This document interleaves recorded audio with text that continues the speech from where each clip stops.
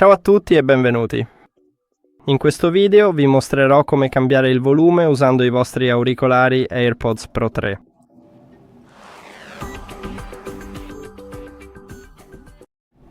L'area touch si trova sui lati dei vostri auricolari, quindi proprio qui e qui abbiamo questa area touch.